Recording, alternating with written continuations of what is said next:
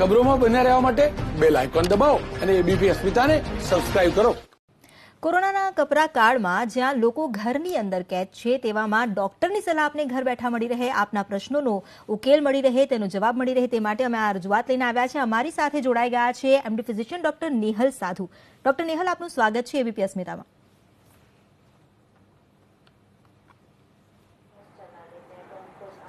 Thank you very much.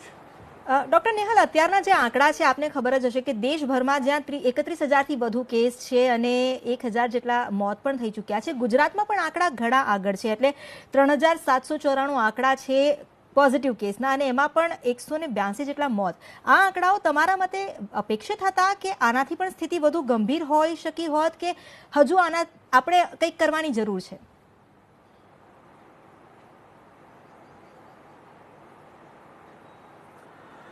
ચોક્કસ આ આંકડાઓ જે આપણને જોવાઈ રહ્યા છે એ લોકડાઉનની ઇફેક્ટ છે. ચોક્કસ લોકડાઉનના લીધે આપણે એક સ્ટેજ તો જીતી જ ગયા છીએ એમ મારું કહેવું કદાચ અતિશયોક્તિ ભરેલું નહીં ગણાય.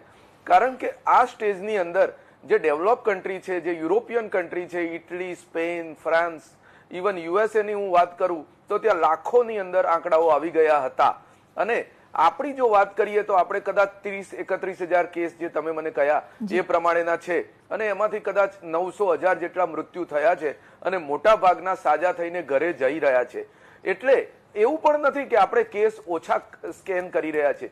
કેસ જે જરૂર પ્રમાણેના સ્ક્રીનિંગ થઈ રહ્યા છે, જેટલી કિટ્સ અવેલેબલ છે એના પ્રમાણે સ્ક્રીનિંગ થઈ રહ્યા છે. 5 થી 10% પોઝિટિવ રેશિયો પણ આવી રહ્યો છે. એટલે લોકડાઉન ચોક્કસપણે ઇફેક્ટ આપી રહ્યું છે અને હું તો કહું છું કે આ આંકડાઓ હજી વધારે સારા બનાવવા જોઈએ. હજી વધારે 1 મહિના સુધી લોકડાઉનનું પાલન કરીશું તો કદાચ આપણે કોરોના સામેની જંગ 99% જેટલી જીતી જઈશું. જી બિલકુલ. આમ નોર્મલી જ્યારે પણ આ સમય હોત છે તો ખાસ કરીને રોગચાળાને લઈને આપની ક્લિનિક હોય કે આપ જ્યાં પ્રેક્ટિસ કરતા હો ત્યાં દર્દીઓનો ધસારો રહેતો હોય છે, પરંતુ કોરોનાની સ્થિતિની કોઈ અસર દેખાઈ રહી છે?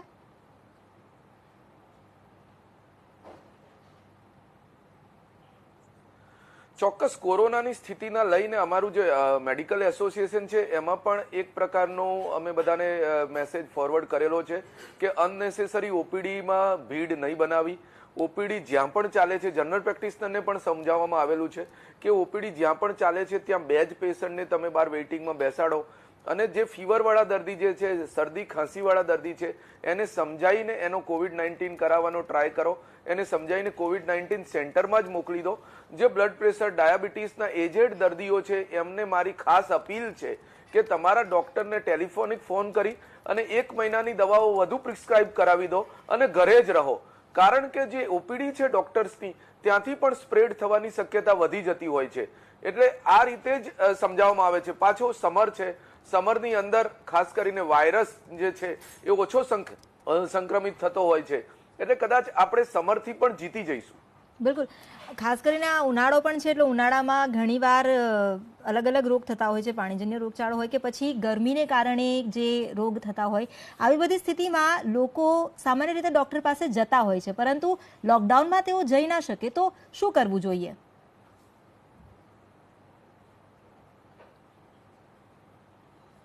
ચોક્કસ, તમે ખૂબ જ સરસ ક્વેશ્ચન કર્યો કે આ ઉનાળામાં જે પાણીજન્ય રોગો થતા હોય છે એ કદાચ કેમ ઓછા થઈ ગયા છે બધાને ખબર પડી ગઈ હશે. કારણ કે લોકડાઉન છે, બહારના ખોરાક ખવાતા ઓછા થઈ ગયા છે, બહાર નીકળવાનું, બહાર ટેલવાનું, બહાર ફરવાનું ઓછું થઈ ગયું છે.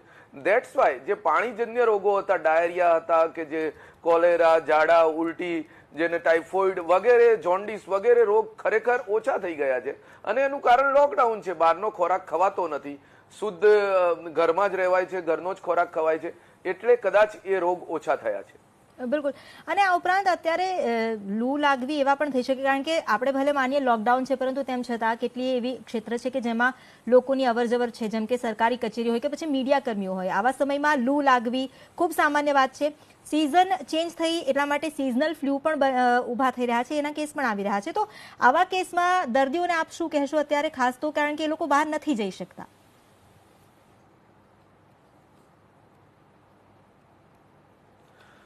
ચોક્કસ લૂ લાગવાના કેસીસ આ સિઝનની અંદર થતા હોય છે. ફરીથી એમાં પણ લોકડાઉનના લીધે ઘટાડો છે જ, પણ જે મીડિયાકર્મી હોય કે અન્ય બેન્કર્સ હોય અથવા તો જે સરકારી કર્મચારી છે, જે લોકો બહાર નીકળતા હોય છે, એમને આ થવાની શક્યતા વધારે છે. તો વેરી સિમ્પલ, જે સિમ્ટમ્સ છે, ફક્ત ફીવર આવતો હોય, જેને શરદી ખાંસી ગળું પકડાયું ના હોય અને ખાલી તાવની અસર થયેલી હોય, તાવ સાથે કદાચ થોડો હેડેક થાય, ઘણીવાર થોડી વીકનેસ અનુભવાતી હોય, તો આ લૂના સિમ્ટમ્સ હોઈ શકે છે. જો શરદી ખાંસી સાથે તાવ આવ્યો હોય, સાથે ડાયરિયા પણ થયેલા હોય, માથું ચૂંટાતું હોય, દુખાતું હોય અથવા તો પગ ચૂંટાતા હોય અને એ લોકોને આવા ચિહ્નો વધુ ને વધુ રહેતા હોય તો એ કોરોના તરફ જતું હોય એવું કહી શકીએ. બાકી સિમ્પલ તાવ આવતો હોય તો એને લૂ લાગી એવું ગણી શકાય. લક્ષણો પારખવામાં આપ પારંગત છો એટલે એ પણ સવાલ એ થઈ રહ્યો છે, જેમ આપણે બંનેનો તફાવત જણાવ્યો, કોરોનાના લક્ષણ ઘણીવાર બદલાયેલા પણ જોવા મળે છે. તો કેવી રીતે એક વ્યક્તિને ખબર પડે કે કોરોના છે કે નહીં? ઘણા એવા કેસીસ પણ આવ્યા હતા કે માત્ર સ્ટ્રોક થયો ને ત્યારબાદ ચેક કરવામાં આવતા એમને COVID-19 પોઝિટિવ હતું.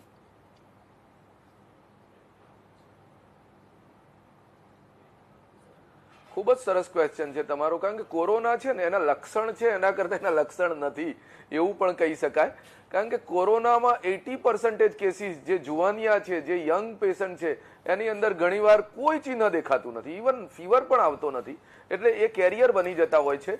એટલે આ માસ્ક સ્ક્રીનિંગ જે અમદાવાદમાં ચાલુ રહ્યું છે એ ખરેખર સારી વસ્તુ છે. ભલે અમદાવાદમાં કેસ હાલ વધતા હોય પણ એ ફ્યુચરની અંદર અમદાવાદની જનતાના પ્રિવેન્શન માટે વધી રહ્યા છે. માસ્ક સ્ક્રીનિંગ કરવામાં આવી રહ્યું છે. કોઈ જગ્યાએથી એક કેસ પોઝિટિવ આવ્યો તો એની આજુબાજુથી સ્ક્રીન કરી અને જે દર્દીઓ લેવામાં આવે છે એમાંના 90% દર્દીઓને કોઈ ચિહ્ન દેખાતું નથી. એટલે આ સરપ્રાઇઝ વસ્તુ છે કે કોરોના 80% ખાસ કરીને જે યંગ દર્દીઓ છે એની અંદર ઇવન શરદી ખાંસી પણ નથી હોતી. સિમ્પલ ગળું પકડાતું હોય, કદાચ એકાદ વાર સ્પાઇક આવી ગઈ હોય, ફીવર આવી ગયો હોય અને થોડી વીકનેસ અનુભવાતી હોય, એવા ચિહ્નો પણ કોરોનાના હોઈ શકે છે. કોરોના વાયરસ જે છે એ શરીરના આંતરિક ભાગોમાં કેવી રીતે અસર કરે છે એ હજુ સુધી પારખી નથી શકાયું. ખાસ કરીને કયા અંગ પર તેની વધારે અસર છે? કારણ કે એવું કહેવામાં આવે છે કે જો રોગ પ્રતિકારક શક્તિ સારી રહેશે તો કોરોનાની અસર ઓછી દેખાશે અથવા તો લક્ષણો નહીં દેખાય. તો આ જે રોગ પ્રતિકારક શક્તિ છે તેના પર તો એ નથી અસર કરી રહ્યું, પરંતુ કયા અંગ પર અસર કરે છે? તો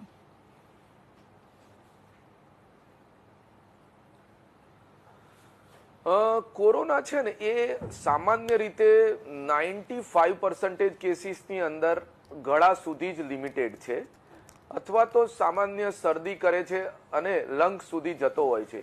જે મોટી ઉંમરના વ્યક્તિઓ છે, જેમના ફેફસા થોડા બગડેલા છે, જેમની ઇમ્યુનિટી ઓછી છે, દાખલા તરીકે કોઈ ટ્યુબરક્યુલોસિસનું પેશન્ટ હોય, કોઈ ડાયાબિટીસનું પેશન્ટ હોય, કોઈ બ્લડ પ્રેશરનું પેશન્ટ હોય, કોઈ હાર્ટ એટેક આવેલો હોય, બાયપાસ સર્જરી કરાયેલું હોય એવો દર્દી હોય, જેનું પમ્પિંગ ઓછું છે એવો દર્દી હોય, જેની કિડની ફેલ થયેલી છે આવો દર્દી હોય, અને આવા બધા ઘણા દર્દીઓ કે જેની ઉંમર 65 કે 70 વર્ષથી વધારે હોય, તો એવા દર્દીની અંદર કોરોના લંગ સુધી ફેલાતો હોય છે. કોરોનાની એક જ આડઅસર છે ન્યુમોનિયા, અને એ એટલો ખરાબ ન્યુમોનિયા હોય છે કે એમાં વેન્ટિલેટરી સપોર્ટ આપીએ તેમ છતાં એમાં જે બેઠા થવાની શક્યતા છે એ લેસ ધેન 10% છે. It is fact world over. મારે અમેરિકાના ડોક્ટરો સાથે પણ વાત થયેલી છે. તો જે પેશન્ટને વેન્ટિલેટર પર મૂકવામાં આવે છે અને જેને બાયલેટરલ ન્યુમોનિયા થતો હોય છે એવા દર્દીઓમાં બેઠા થવાની એટલે કે સાજા થવાની જે શક્યતા છે એ ખૂબ ઓછી થઈ જતી હોય છે. એટલે ખાસ કરીને શરૂઆતના સ્ટેજની અંદર આવા દર્દીઓની જો ટ્રીટમેન્ટ કરવામાં આવે અને ઇમ્યુનિટી બુસ્ટઅપ કરવામાં આવે તો આવા દર્દીઓ સિરિયસ થતા નથી. અને જે દર્દી સિરિયસ નથી થતા એ કદાચ અઠવાડિયા 10 દિવસની અંદર સાજા થઈને ઘરે જતા હોય છે. એટલે ખાસ કરીને આપણે જે કહ્યું કે ગળા અને ફેફસા, મોટા ભાગે ફેફસા સુધી, પછી એના આગળ કોરોનાનો વાયરસ અસર નથી કરતો, એટલે શરદી અને ન્યુમોનિયા આની વચ્ચે જ લક્ષણો દેખાય છે. જી યસ યસ યસ. તો આ જે લક્ષણો દેખાય છે શરદી અને ફેફસા સુધી લિમિટેડ જ છે, અને ફેફસા જેના ખરાબ, હા, એટલે ફેફસા જેના બગડી જતા હોય છે, જેને વેન્ટિલેટર પર મૂકવામાં આવતો હોય છે, એવા દર્દીને ઘણીવાર મલ્ટી ઓર્ગન ફેલ્યોર થતું હોય છે. એટલે ત્યાંથી કિડની ફેલ થવાનું કારણ હોય છે, ત્યાંથી એનું હિમોગ્લોબિન ડાઉન થતું હોય છે, ત્યાંથી એમના લીવર પર અસર થતી હોય છે અને જોન્ડિસ ડેવલપ થતો હોય છે, ત્યાંથી એમના હાર્ટની નળીઓમાં બ્લોકેજ આવતો હોય છે. એટલે મલ્ટી ઓર્ગન ફેલ્યોર અમે લોકો અમારી ભાષામાં કહેતા હોઈએ છીએ, પણ પ્રાઇમરી લેવલ છે એ ફેફસું છે. બિલકુલ. તો જે દર્દીઓ અસ્થમાના કોઈ દર્દીઓ હોય કે બ્રોન્કાઇટિસથી પીડાતા હોય, આવા દર્દીઓએ આ જે સ્થિતિ છે તેમાં શું ધ્યાન રાખવું જોઈએ?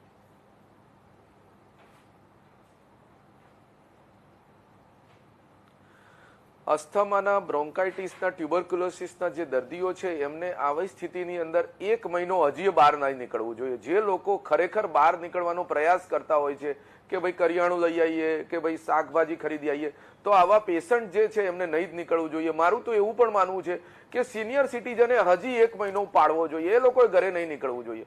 હું ઘણીવાર જોતો હોઉં છું કે સિનિયર સિટીઝન્સ બહાર નીકળતા હોય છે, ઘણીવાર મોર્નિંગ વોક માટે નીકળતા હોય છે, ઘણીવાર શાક લેવા નીકળતા હોય છે, કોઈ કરિયાણું લેવા નીકળતા હોય છે અને ત્યાંથી એ લોકો કોરોના લઈને આવે છે અને એમાંથી કેસ સિરિયસ થતા હોય છે. તો આવા લોકોને તો મારી ખાસ અપીલ છે કે એ લોકોએ હજી 1 મહિનો, ખરેખર સરકાર કે એના પછી પણ 15 દિવસ ઘરમાં રહો ને. ઘરમાં રહેવાથી જ તમે કોરોનાને બચાવી શકશો. જે નોકરિયાત વ્યક્તિઓ છે, જે યંગ છે, જે લોકોને ફરજિયાતપણે બહાર નીકળવાનું છે, જેમ કે આપણે મીડિયા કર્મીની વાત કરી, જેમ કે કોઈ બેંક કર્મીઓની વાત કરું, જેમ કે સરકારી અધિકારીઓની વાત કરું, જેમ કે અમે ડોક્ટર્સની વાત કરું, તો એમને ફરજિયાત નીકળવાનું છે. પોલીસ કર્મીને આપણે ક્યાંથી ભૂલી જઈએ?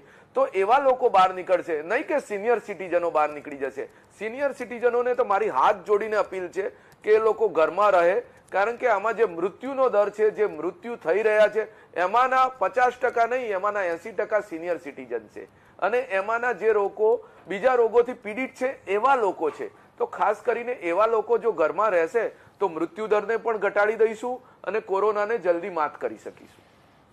આપણે જે વાત કરી રહ્યા છે ને, સૌથી મહત્વની વાત તો કોરોનાની આસપાસ જ છે. એટલે કોરોનાના લક્ષણ જે પણ હોય, લોકો અત્યારે ઘરમાં બેઠા છે અને સૌ કોઈ એ જ વિચારે છે કે ઇમ્યુનિટી પાવર વધારવાથી થઈ જશે, કોરોનાથી બચી લેવાશે. એટલા માટે ઘણા લોકો એવા વિટામિન સીના સપ્લિમેન્ટ્સ કે અન્ય સપ્લિમેન્ટ્સ લઈ રહ્યા છે. તો આ કેટલું યોગ્ય, કારણ કે આ બધી દવાઓ પ્રિસ્ક્રાઇબ્ડ નથી, તો એ લોકો લઈ શકે?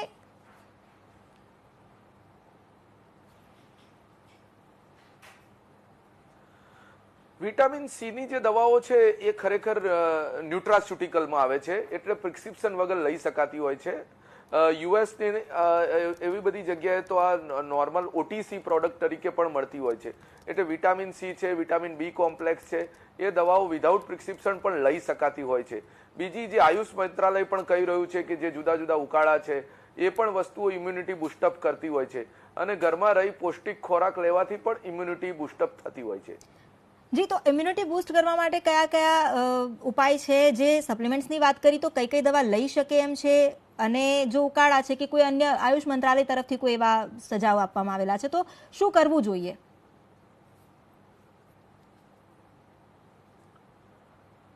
ખૂબ જ સરસ ક્વેશ્ચન છે તમારો. ખાસ કરીને ઇમ્યુનિટી છે એ નેચરલ હોય છે, એને બૂસ્ટ કરવી એ બહુ અઘરી વસ્તુ છે. પણ તેમ છતાં જો ઘરમાં તમે રહેશો તો તમે 90% કોરોનાથી બચી ગયા છો. કોરોના તમારા ઘરમાં આવવાનો નથી, તમારે લેવા જવાનો છે. એટલે ફર્સ્ટ થિંગ કે તમે ઘરમાં રહ્યા છો તો કોરોનાથી બચી ગયા છો. સેકન્ડ થિંગ કે તમે ઘરમાં રહી અને પૌષ્ટિક આહાર લો, વધુ પડતું સારું પ્રોટીન લઈ શકાય, જેનાથી ઇમ્યુનિટી બુસ્ટઅપ થતી હોય છે. વિટામિન સી ની ગોળી અથવા તો વિટામિન સી વાળા ખોરાક, જે લીંબુ શરબત છે, આમળાનો જ્યુસ કદાચ અત્યારે અવેલેબલ નથી હોતો તો લીંબુનો જ્યુસ છે, સાઇટ્રસ ફ્રૂટ જે મોસંબી, સંતરા, એ પણ તમે એક જ્યુસ લઈ શકો, જેનાથી પણ વિટામિન સી મળતું હોય છે અને ઇમ્યુનિટી બુસ્ટઅપ થતી હોય છે. સારા બી કોમ્પ્લેક્સ તમારા ડોક્ટરે જો પ્રિસ્ક્રાઇબ કરેલા હોય તો એ લઈ શકાય. આયુષ મંત્રાલય પણ કહી રહ્યું છે કે તમે ઉકાળા લો અને એ જે વસ્તુઓ એ લોકો આપી રહ્યા છે એનાથી પણ ઇમ્યુનિટી બુસ્ટઅપ થતી હોય છે. એટલે આટલી વસ્તુઓ ઘરગથ્થુ ઇલાજ તરીકે લેવાની મારી પણ સલાહ છે. આ જેટલી બધી વસ્તુઓ છે એ કોઈ પણ સાઇડ ઇફેક્ટ વિના જ હોતી હોય છે, કારણ કે ઘણા કોમોર્બિડ પેશન્ટ પણ હોય જેમને અલગ અલગ બીમારીઓ હોય, તો તેમના માટે કોઈ સાઇડ ઇફેક્ટ ઊભી થાય એવી કોઈ શક્યતા ખરી?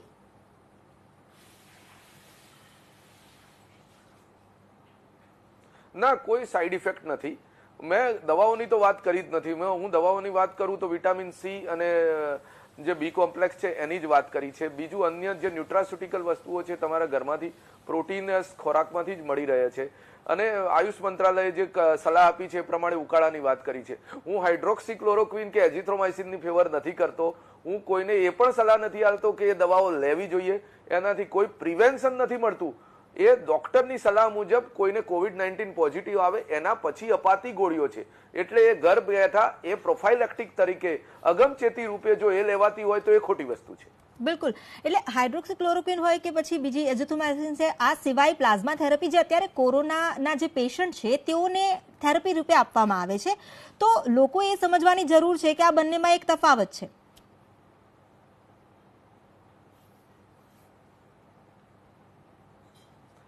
સો ટકા તમે પ્લાઝમા થેરાપીની વાત ખૂબ જ સરસ કરી છે. પ્લાઝમા થેરાપી એ નવી કોઈ થેરાપી નથી, જૂની થેરાપી છે.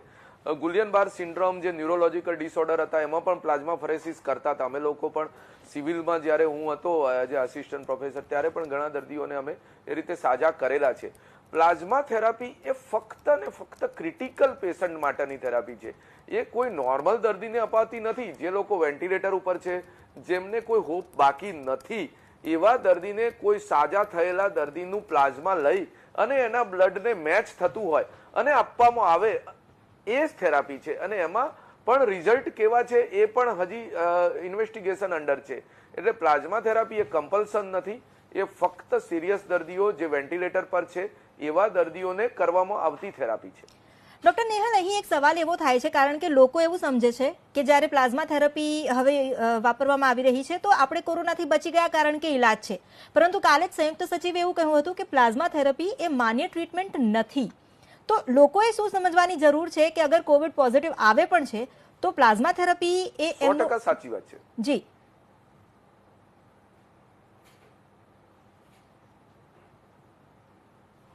હા બોલો બોલો. એટલે પ્લાઝમા થેરપી એ ઇલાજ નથી એવું લોકોએ પણ સમજવાની જરૂર છે ને?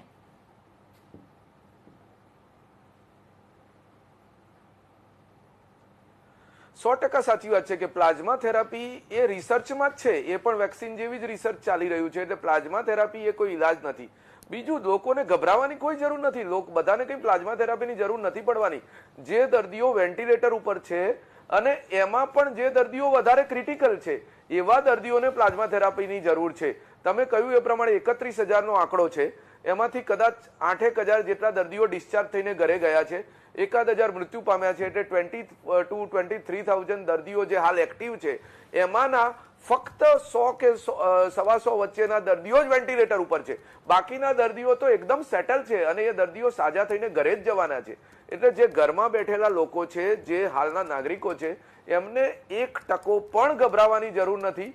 જે લોકો ક્રિટિકલ છે એવા લોકોની સંખ્યા ફક્ત 2 થી 3% જ છે. એવા લોકોને પ્લાઝમા થેરાપીની જરૂર પડી શકે છે. એવું નથી કે એમને પણ કમ્પલ્સન છે કે એમ બધાને પ્લાઝમા થેરાપી લેવી જ પડશે. એટલે પ્લાઝમા થેરાપીનો આટલો બધો ઉહાપોહ કરવો ખરેખર યોગ્ય નથી. પ્લાઝમા થેરાપીની કોઈ વાત જ નથી. જે ક્રિટિકલ દર્દીઓ છે એમના માટેનું આ એક બેઝ તૈયાર કરવામાં આવી રહ્યો છે.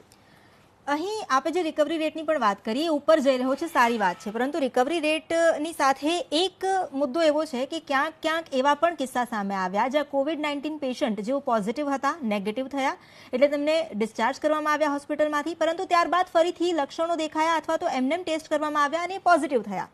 તો વાયરસ જ્યારે પણ સારવાર કરવામાં આવે છે તો શું વાયરસ નિકાલ થઈ જાય છે, વાયરસનો બોડીમાંથી નીકળી જ જાય છે કે પછી તેમ છતાં તેમાં વાયરસના અંશ રહી ગયા હોય છે?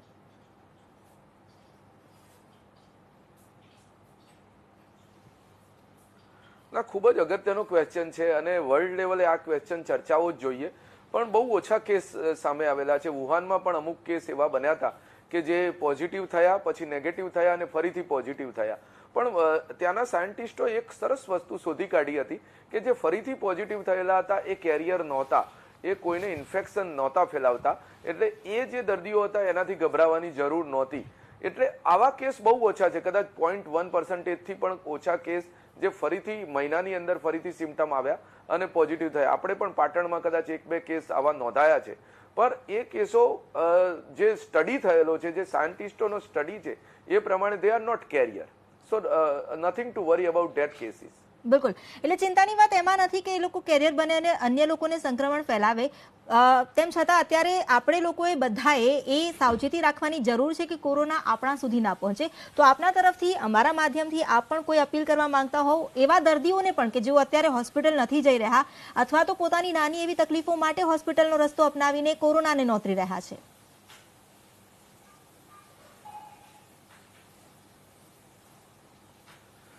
ચોક્કસ મારી જો ટેક હોમ મેસેજ હોય કે જે અપીલ ગણો કે જે બી ગણો, એ કોઈ પણ દર્દી જે સિનિયર સિટીઝન છે એને તો બહાર નીકળવું જ નહીં.